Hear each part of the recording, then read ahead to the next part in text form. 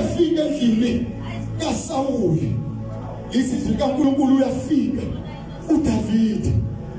awunikhona kodwa abangcwele just imagine iqhamuka into ekade yaziwa ukuthi into ephile lehlane le kodwa ibonakala isingena kancane isiphoshoze endlini yenkosi into ekade ibonakala ithelelekile yabonakala isinyathela kuma-red carpet endlini yenkosi inyathela kancane ithi ngabe usekhona yini osele endlini kaSawuli engamezela umusa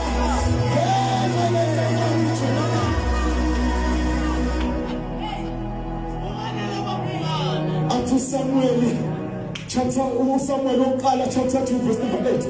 athi ethatha impabanga ethatha ingelutho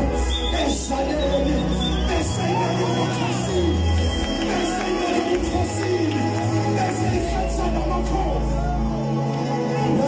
David